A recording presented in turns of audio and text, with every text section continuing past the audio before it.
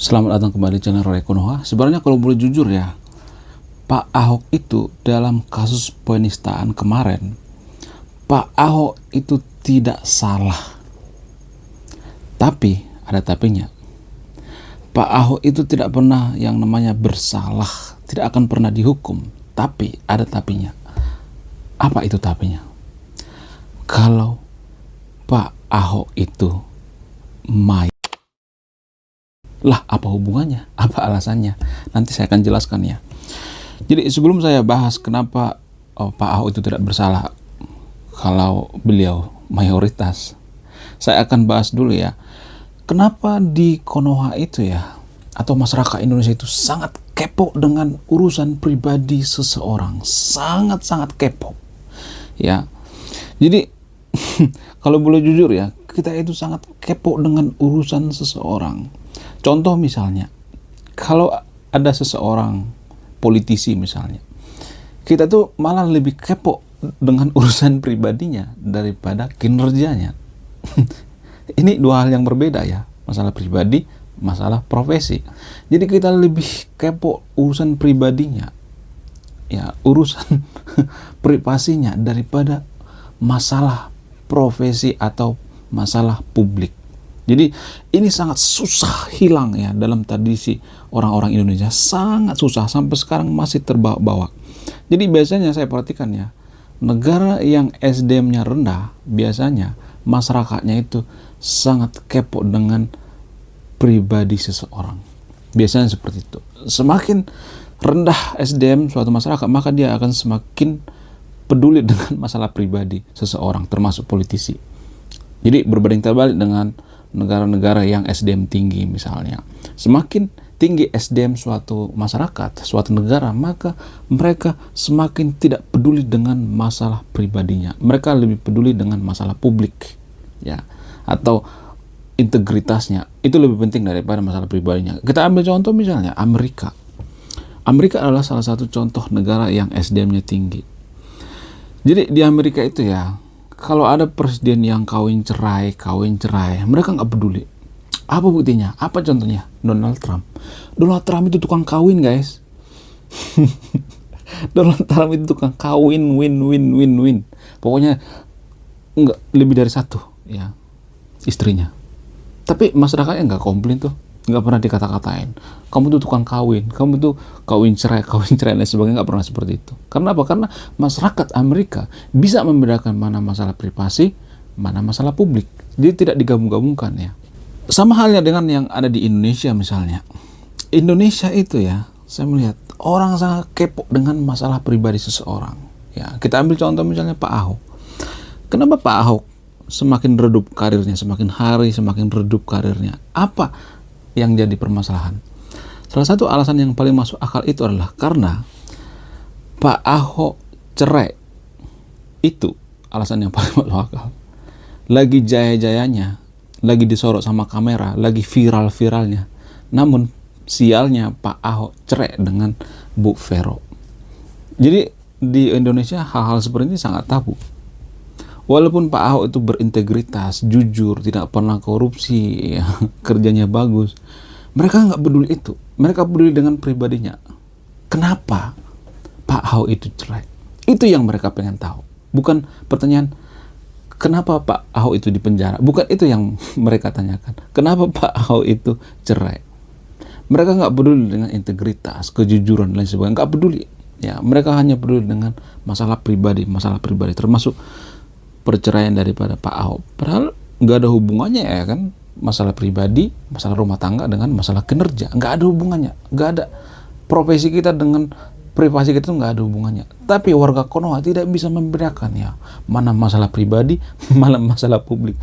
Aduh, ya, dari dulu sampai sekarang nggak bakal hilang-hilang ya, masalah pribadi dengan masalah privasi nggak bisa dibedakan warga Konoha. Banyak yang mengatakan bahwa Pak Ahok itu terkena kutukan tuh, ya. Pak Ahok itu terkena doa yang tidak teraniaya tuh ya, Bu Vero diceraiin.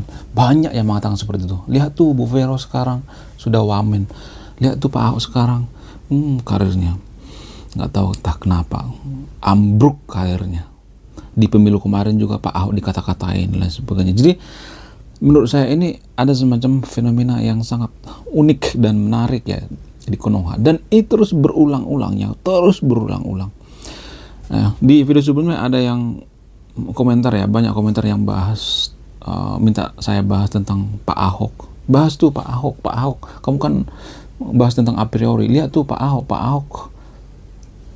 Harusnya Pak Ahok itu bisa mengcounter gitu, bisa mengatasi korupsi yang ada di Pertamina ya. Padahal posisi Pak Ahok itu bukan dirut guys. Posisi Pak Ahok itu komisaris ya. Jadi komisaris itu ya biasanya diberikan sama orang-orang yang sudah tua, sudah sepuh, yang nggak bisa ngapa-ngapain ya. Komisaris itu kan posisinya posisi makan gaji buta ya kalau boleh jujur ya. Dia nggak punya kepentingan mengambil kebijakan. Jadi bagaimana mungkin kita mengatakan bahwa Pak Ahok itu salah karena sekarang korupsi merajalela di Pertamina?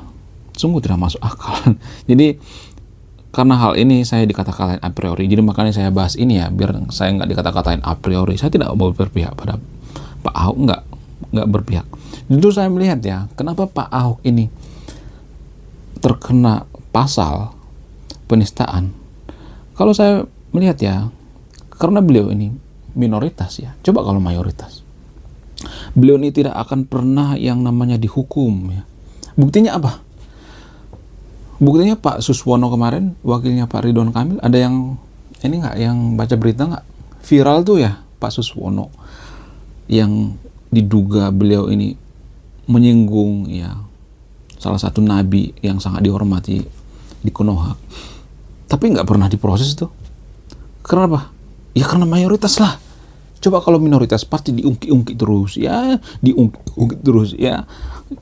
Ya seperti itu. Jadi saya melihat ya, rata-rata warga Konoha itu sangat a priori, sangat-sangat a priori. Apa sih a priori? A priori itu bahasa simpelnya itu berpihak. Kalau kita seagama, kita akan dukung mati-matian walaupun bersalah. Ya. Kalau datanya berpihak pada agama kita, kita akan mengatakan, oh datanya akurat.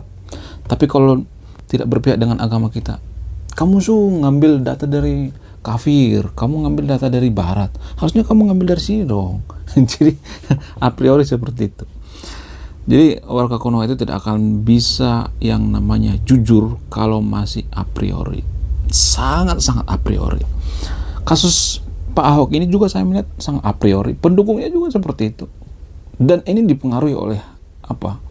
Dipengaruhi oleh keputusan daripada jaksa, hakim. Kalau massa atau kalau netizen kita itu a priori, maka ini mempengaruhi putusan daripada jaksa atau hakim. Karena hakim dan jaksa itu nggak mau dibully sama netizen kan. Mereka takut sama netizen. Ya. Bahkan jaksa sama hakim juga takut sama netizen. Takut sama barbarnya netizen. Jadi kalau netizen kita itu cenderung a priori, ya berpihak. Ya, kalau berpihak dengan agama kita, kita akan dukung mati-matian. Kalau tidak berpihak, ya kalau minoritas, kita akan ngata-ngatain, oh ini penistaan dan sebagainya. Ini yang bikin negara kita tidak maju. Dan biasanya ya di Konoha ya, saya melihat warga Konoha itu dalam memilih pemimpin juga masih kampungan dalam memilih pemimpin. Mereka akan memilih pemimpin yang seiman. Ya, mereka akan memilih pemimpin yang seiman ya, yang seagama. Nggak diucapkan secara langsung, tapi kita bisa merasakan.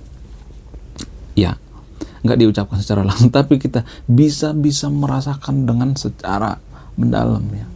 Sama seperti kasusnya Pak Ahok ini. Saya seringkali kasihan sama Pak Ahok ini ya. Tapi di sisi lain juga saya kadang sebel ya lihat Pak Ahok ini. Ya, udah saat itu Pak Ahok karirnya lagi mentereng ya. Lagi di atas ya, lagi disorot sama media, lagi viral-viralnya, tapi Pak Ahok malah cerai. Harusnya Pak Ahok membaca situasi di Konoha. Oh, culture di Konoha itu kalau ada seorang pejabat cerai maka akan dicap jelek ya. Sama seperti Pak Habib Rizik ya. Kenapa Pak Habib Rizik ini pendukungnya semakin hari semakin berkurang? Karena kasus itulah, kasus chat itu. Chat M itu ya, chat yang viral sama Teh Firja itu. Ya itu yang bikin warga Konoha tidak mendukung Pak Rizik Sihab. Jadi Pak Ahok sama Pak Rizik Sihab juga sama-sama terkena kasus masalah pribadi. Jadi kalau sudah masalah pribadi di Konoha, ya jangan harap karirnya bisa mentereng ya. Jangan harap. Pak Prabowo juga sebenarnya kelemahannya zaman dulu itu ya, sebelum jadi presiden itu kan kelemahannya di situ. Nanti jadi ibu negara siapa? Ya, tapi ya jadi juga tuh Pak Prabowo presiden. Tapi butuh effort yang luar biasa ya. Ada sih sebenarnya pejabat-pejabat yang misalnya cerai terus jadi pejabat, terus karirnya menanjak, karirnya bagus seperti Pak Deddy Mulyadi ada sebenarnya. Cuman Pak Deddy Mulyadi kan posisinya saat itu posisi seperti orang terjolimi ya. Jadi posisinya ya seperti itulah. Nah, KDM itu seperti dipojokkan sama ya begitulah. Posisi yang didukung masyarakat itu ya Pak KDM. Tapi kalau Pak Ahok ini ya, saya melihat posisi yang didukung itu bukan Pak Ahok, tapi Bu Vero. Bu Vero lah yang didukung oleh masyarakat publik. Jadi saya melihat ya Pak Ahok ini sampai kapanpun ya akan dibayang-bayangi oleh masalah pribadinya. Padahal saya melihat ya Pak Ahok ini orang yang sangat jujur ya. Cuman kelemahannya ngomongnya ceplas-ceplos. Ya orang Sumatera seperti itu ngomongnya biasanya ceplas-ceplos gitu dan tidak sesuai dengan culture di Pulau Jawa. Harusnya Pak Ahok tuh menunjukkan diri ya.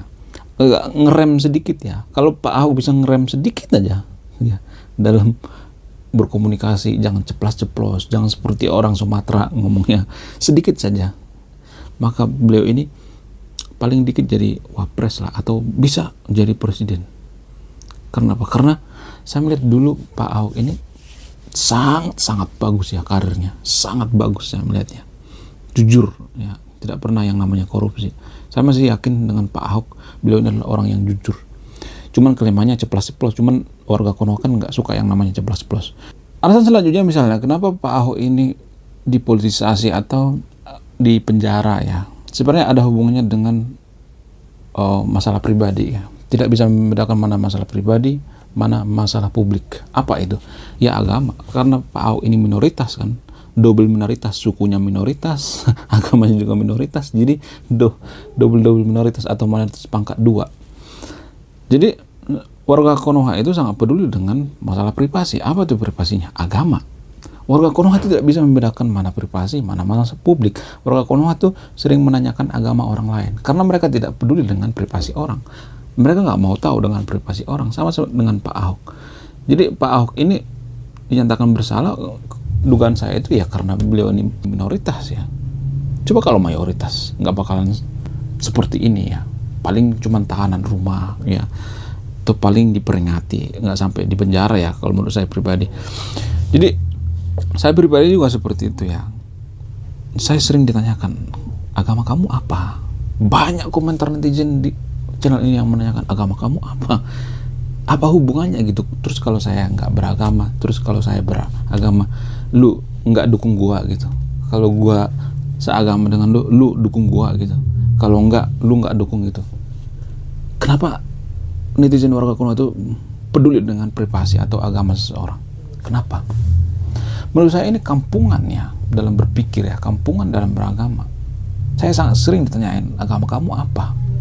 Agamamu apa? Kenapa kamu bahas agama sementara kamu tidak menjelaskan agamamu apa? Apa hubungannya? Kalau misalnya kita tidak beragama misalnya, tapi saya tidak nyuruh yang nonton video ini untuk tidak beragama ya. Sama seperti golput ya. Apakah seorang golput dalam politik itu tidak mengerti politik? Tidak mengerti paslon-paslon lainnya? Tidak mengerti calon presidennya? Misalnya ada calon presiden 3 orang misalnya. Terus kita golput. Justru karena kita mengetahui kualitas daripada capres-capres ini sehingga kita golput. Ya, orang yang tidak beragama juga kadang-kala seperti itu. Orang yang agnostik juga kadang-kadang seperti itu. Karena dia mengetahui semua agama, kualitasnya, semua seluk-beluknya, sejarahnya, sehingga dia memilih untuk jadi agnostik. Jadi banyak orang berpikir bahwa kamu kan agnostik kok bahas agama. Jadi banyak warga Konoha berpikir bahwa orang yang tidak beragama itu tidak mengerti agama. Justru mereka lebih paham agama. Justru saya lebih netral kalau bahas agama karena saya nggak berpihak ya. Kalau saya bahas agama itu berarti saya jujur. Saya nggak berpihak, nggak ada beban saya melindungi agama tertentu. Nggak ada seperti itu. Nah, yang jadi pertanyaan selanjutnya misalnya, kenapa warga Konoha itu kepo dengan pribadi orang? Apa yang jadi alasannya? Salah satu alasan yang paling masuk akal itu adalah karena budaya Indonesia itu sangat kolektivisme ya. Jadi warga Konoha itu berpikir kelompok kita itu lebih penting daripada urusan individu atau urusan pribadi. Maka kita peduli dengan urusan orang lain. Jadi kita itu masyarakat yang berkomunal ya, berkelompok-kelompok, geng-gengan ya, suka berkumpul-kumpul. Ya, jadi kita itu bukan masyarakat yang individualis ya. Biasanya masyarakat atau negara yang maju itu biasanya masyarakat yang individualis biasanya. Lebih mudah maju yang individualis. Bukan berarti egois ya, itu dua hal yang berbeda. Individualis itu ya nggak peduli dengan kepribadian orang gitu, nggak peduli dengan masalah orang gitu, nggak peduli dengan privasi orang, nggak peduli dengan agama orang. Ngapain? Mereka hanya mengurusi masalah publik, bukan masalah pribadi. Saya melihat ya, warga Konoha itu kenapa sangat peduli atau sangat kepo dengan masalah pribadi seseorang? Karena warga Konoha berpikir bahwa gosip itu sebagai hiburan ya. Jadi bicara urusan pribadi orang lain itu bisa menjadi salah satu untuk menghibur diri di waktu luang. Ngerumpi. Itulah alasannya kenapa di Konoha itu banyak orang yang peduli dengan kasus-kasus yang melibatkan ya perselingkuhan. Contoh misalnya kasus Sambo. Kenapa warga Konoha itu tersedot perhatiannya terhadap kasus Sambo? Ya, Verdi Sambo. Apa alasannya? Ya karena ada kasus perselingkuhan. Kalau nggak ada, mereka nggak peduli mau polisi ngapain, kayak bodoh amat mereka. Karena ada kasus perselingkuhannya. Sehingga tersedot ya perhatian masyarakat warga Konoha itu tersedot. Jadi kita sangat peduli dengan gosip-gosip atau hiburan yang ya begitulah yang sangat receh. Kemudian kurangnya kesadaran akan batasannya. Beberapa orang mungkin tidak menyadari ya, terutama warga Konoha, tidak menyadari batasan-batasan ya, tidak mengetahui batasan-batasan, kita batasnya seperti ini, batasan seperti ini, nggak mengetahui, sehingga warga Konoha itu terbiasa asal nyablak, agamamu apa. Oke, terima kasih sudah menyimak dan memahami video ini. Saya Ray Konoha, salam rasional.